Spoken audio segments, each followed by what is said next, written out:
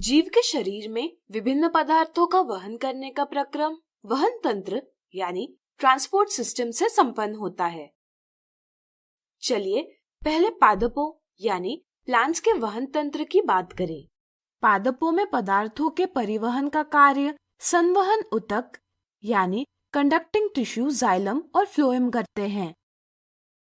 Xylem जल और खनिज लवण का वहन करता है, जबकि फ्लोएम भोजन और अन्य पदार्थों का वहन करता है। चलिए अब देखते हैं कि जाइलम द्वारा जल का वहन कैसे होता है। जड़ों, तनों और पत्तियों की वाहिकाएं यानी ट्रकियट्स और वाहनिकाएं यानी वेसल्स जाइलम ऊतक में मिलकर जल संवहन वाहिकाओं यानी वाटर कंडक्टिंग चैनल्स का एक सतत जाल बनाती है। यह जाल पादप के सभी भागों से जुड़ा हुआ होता है। इसलिए जाइलम में वाहिकाएं और वाहिनिकाएं होती है जो जल और खनिज का वहन आयन के रूप में करती हैं। मृदा यानी सॉइल में से जड़ों की कोशिकाएं सक्रिय रूप से आयन अवशोषित करती है। इससे जड़ और मृदा के बीच आयन सांद्रण यानी आयन कॉन्सेंट्रेशन में अंतर निर्मित होता है। यह अंतर समाप्त करने के लिए जल मृदा से जड़ों में आता है और जाइलम में प्रवेश करता है। अनवरत गति यानी स्टेडी मूवमेंट से जाइलम में जल आने से इसमें जल के स्तंभ का निर्माण होता है जो ऊपर की ओर धकेला जाता है। जड़ों की कोशिकाओं द्वारा निर्मित वह दाब जिससे जल जाइलम वाहिनिका में कुछ ऊंचाई तक ऊपर की ओर जाता है, मूल दाब यानी रूट प्रेशर कहलाता है। इसी तरह पादप के वायवीय भागों यानी एरियल पार्ट से वाष्प के रूप में जल की हानि होती है, जिसे वाष्पोत्सर्जन यानी ट्रांसपिरेशन कहते हैं। इस वाष्पन यानी इवेपोरेशन से चूषण यानी सक्शन का निर्माण होता है, जिसे वाष्पोत्सर्जन कर्षण यानी ट्रांसपिरेशन पुल कहते हैं। इससे जल ऊपर की ओर खींचा जाता है और पादप के सभी भागों तक पहुंच जाता है। वाष्पोत्सर्जन पादप के ताप को भी नियमित करता है। पादपों को जल की तरह प्रकाश संश्लेषण यानी फोटोसिंथेसिस में निर्मित विलय उत्पादों, अमीनो अम्ल और अन्य पदार्थों का वहन करना भी महत्वपूर्ण होता है। यह वहन कार्य फ्लोएम द्वारा किया जाता है। प्रकाश संश्लेषण में निर्मित विलय उत्पादों का वहन स्थानांतरण यानी ट्रांसलोकेशन कहलाता है।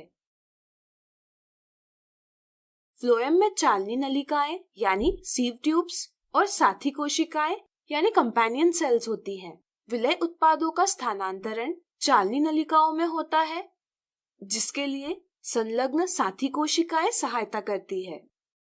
साथी कोशिकाएं में एटीपी नामक ऊर्जा अणु होता है, जिससे पादप में भोजन का वहन सक्रिय रूप से होता है। पत्तियों में निर्मित विलय उत्पाद एटीपी यानी एडिनोसिन ट्राइफॉस्फेट के उपयोग से फ्लोएम में आते हैं, जिससे फ्लोएम में विलय उत्पादों का सांद्रण यानी कॉन्सेंट्रेशन बढ़ता है। इससे जाइलम और फ्लोएम के बीच परासरण अंतर यानी ऑस्मोटिक डिफरेंस का निर्माण होता है। यह अंतर कम करने के लिए जल जाइलम से फ्लोएम में आता है। इससे फ्लोएम में परासरण दाब यानी ऑस्मोटिक प्रेशर बढ़ता है। जल और विलय उत्पाद अधिक परासरण दाब से कम परासरण दाब की ओर स्थानांतरित होते हैं और विभिन्न स्थानों जैसे भंडारण अंग, फल, कलिकाएं यानी बड्स इत्यादि तक पहुंच जाते हैं। ध्यान रहे, फ्लोएम ऊपरीमुखी यानी अपवर्ड और अधोमुखी यानी डाउनवर्ड दोनों दिशाओं में वहन करता है, जबकि जाइलम केवल ऊपरीमुखी दिशा में वहन करता है। मनुष्य में वहन का कार्य रुधिर यानी ब्लड द्वारा संपन्न होता है।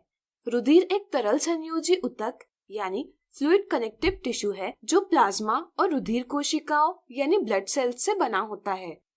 प्लाज्मा विलीन रूप यानी डिसॉल्व फॉर्म में पाचित भोजन, कार्बन डाइऑक्साइड, नाइट्रोजनी वर्ज्य पदार्थों का वहन करता है तथा लाल रुधिर कणिकाएं यानी रेड ब्लड कॉर्पस्कल्स ऑक्सीजन का वहन करती हैं। हमारे शरीर में विभिन्न नलियों का विस्तृत जाल है जिनसे रुधिर प्रवाहित होता है। इन्हें हम रुधिर वाहिकाएं यानी ब्लड वेसल्स कहते हैं। रुधिर वाहिकाओं के 3 प्रकार हैं, धमनियां यानी आर्टरीज, शिराएं यानी वेन्स और केशिकाएं यानी कैपिलरीज।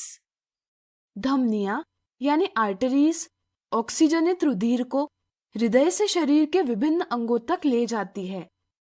हृदय द्वारा पंप किए जाने के कारण धमनियों में रुधिर उच्च दाब से प्रवाहित होता है। धमनियां उच्च दाब सहन कर पाए इसलिए इनकी भित्ति मोटी और लचीली होती है। प्रत्येक धमनी छोटी छोटी वाहिकाओं में विभाजित होती है। सबसे छोटी वाहिकाओं की भित्ति एक कोशिकीय मोटी होती है। इससे रुधिर और कोशिकाओं के बीच पदार्थों का विनिमय आसानी से हो पाता है। केशिकाएं आपस में मिलकर शिराएं यानी वेन्स बनाती है, जो विऑक्सीजनित रुधिर को शरीर के विभिन्न अंगों से हृदय में ले जाती है। शिराओं की भित्ति पतली होती है तथा इनमें वाल्व होते हैं ताकि रुधिर एक ही दिशा में प्रवाहित होता रहे। हृदय एक पेशीय अंग है जो रुधिर को वाहिकाओं में पंप करता है। ऑक्सीजन युक्त रुधिर और कार्बन डाइऑक्साइड युक्त रुधिर को मिलने से रोकने के लिए मनुष्य का हृदय 4 कोष्ठों यानी चेम्बर्स में विभाजित होता है। ऊपरी 2 कोष्ठ अलिंद यानी ऑरिकल तथा निचले 2 कोष्ठ निलय यानी वेंट्रिकल कहलाते हैं। चलिए देखते हैं कि हृदय रुधिर को कैसे पंप करता है। जब दोनों अलिंद शिथिल यानी रिलैक्स होते हैं और दोनों निलय संकुचित यानी कॉन्ट्रैक्ट होते हैं, तब फुफ्फुस से फुफ्फुसीय शिरा यानी पल्मोनरी वेन ऑक्सीजनित रुधिर बाय अलिंद यानी लेफ्ट एट्रियम में लाती है। शरीर के अंगों से महाशिरा यानी वेना कावा विऑक्सीजनित रुधिर दाय अलिंद यानी राइट एट्रियम में लाती है। बाय निलय यानी लेफ्ट वेंट्रिकल में स्थित ऑक्सीजनित रुधिर को महाधमनी यानी एओर्टा शरीर के विभिन्न अंगों तक पहुंचाती है। इसी तरह दाएं निलय यानी राइट वेंट्रिकल में स्थित विऑक्सीजनित रुधिर को फुफ्फुसीय धमनी यानी पल्मोनरी आर्टरी ऑक्सीजनीकरण हेतु फुफ्फुस तक ले जाती है। अलिंद और निलय के बीच वाल्व होती है जो रुधिर को उल्टी दिशा में जाने से रोकती है।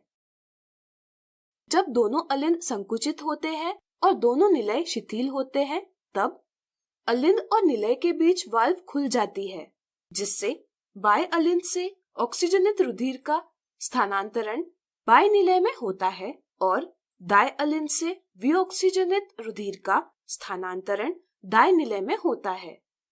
बायां निलय ऑक्सीजनित रुधिर को पूरे शरीर पंप करता है, इसलिए निलय की पेशीय भित्ति अलिंद की भित्ति से मोटी होती है।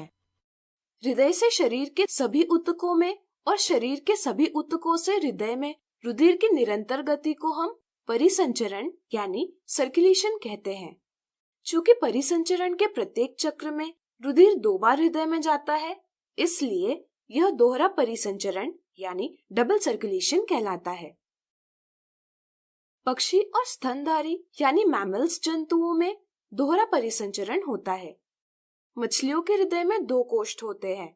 ऑक्सीजनित होने के लिए रुधिर हृदय से क्लोम यानी गिल्स में पहुंचाया जाता है तथा क्लोम से ऑक्सीजनित रुधिर शरीर में पहुंचाया जाता है। इस प्रकार मछलियों में परिसंचरण के प्रत्येक चक्र में रुधिर 1 बार हृदय में जाता है। इसे हम एकल परिसंचरण यानी सिंगल सर्कुलेशन कहते हैं।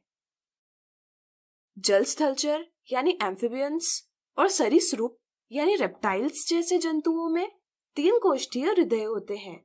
इसी कारण इनमें कुछ मात्रा में ऑक्सीजनित रुधिर में विऑक्सीजनित रुधिर मिलता है। रुधिर में उपस्थित कुछ प्लाज्मा, प्रोटीन और कोशिकाएं केशिकाओं की भित्ति के छिद्रों से निकलकर ऊतक के अंतरकोशिकीय अवकाश यानी इंटरसेल्युलर स्पेसेस में आते हैं, जिसे लसिका यानी लिम्फ कहते हैं। लसिका प्लाज्मा के जैसे ही होता है, लेकिन इसमें प्रोटीन की मात्रा कम होती है और ये रंगहीन यानी कलरलेस होता है। लसिका पचा हुआ तथा क्षुद्रांत्र यानी स्मॉल इंटेस्टाइन द्वारा अवशोषित वसा यानी फैट्स का वहन करता है और यह अतिरिक्त तरल यानी एक्सेस फ्लूइड को बाह्य कोशिकीय अवकाश यानी एक्स्ट्रासेल्युलर स्पेस से रुधिर में लाता है। लसिका ऊतक के अंतरकोशिकीय अवकाश से लसिका केशिकाओं में जाता है। लसिका केशिकाएं मिलकर लसिका वाहिका बनाती है जो शिरा में खुलती है। जब हमें चोट लगती है तब हमारे शरीर से रक्तस्राव रोकने के लिए रुधिर में प्लेटलेट्स कोशिकाएं होती हैं। ये कोशिकाएं रक्तस्राव के स्थान पर रुधिर का थक्का यानी ब्लड क्लॉट बनाती है और रक्तस्राव होने से रोकती है। तो आज हमने सीखा वहन के बारे में।